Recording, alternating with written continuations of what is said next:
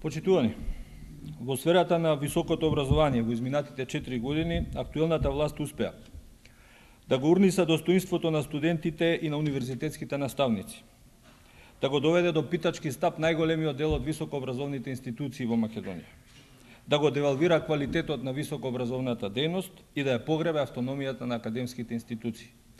Еве неколку аргументи за ова што го кажав претходно. Да се биде денес студент во Република Македонија значи да се биде политизиран и да не може да се смета на место во студентските домови без партиска книшка. Да се биде дискриминиран и селективно да се плаќа уписнина. Да се нема можност за користење на студентски кредити.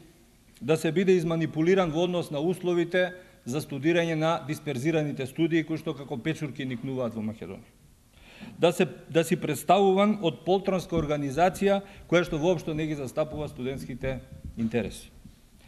Да се биде пак универзитетски наставник во Македонија не е повеќе чест заради немање достојни услови за наставна и научна дејност, заради ниските плати на универзитетскиот кадар со исклучок на мал процент заради кој што се создава лош впечаток во јавноста, заради затворените врати за мобилност кој што се како резултат на скандалот кој што избива Националната агенција за европски програми и заради неколку годишните лажни ветувања дека ќе се набавува опрема за лаборатории, тие ветувања траат од 2007 година.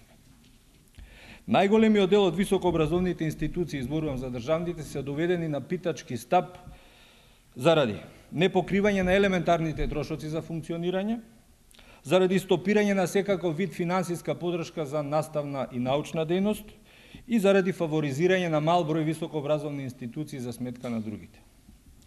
Академската слобода и автономија се брутално нарушени со наметнување на дисперзирани студии без подготовка и без обезбедени услови за нивна реализација, понатаму заради директно мешање во финансирањето на универзитетите, заради свесно неконституирање на Советот за развој и финансирање на високото образование како клучно тело кое што треба да одлучува за финансиите, заради насилното спојување на факултети мимо нивната волја и заради недоличната, шарлатанска и неаргументирана иницијатива за укинување, односно за растурање на најреномираниот и најстариот универзитет во Македонија, Универзитетот Свети Кирил и Методи.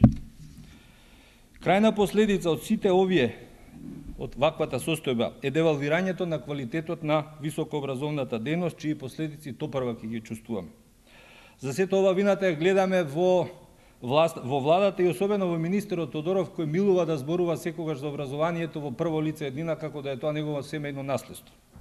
Воедно ги повикуваме студентите и универзитетските наставници, академската јавност, да се спротивстават на оваа власт, која од студирањето во Македонија направи опасна импровизација.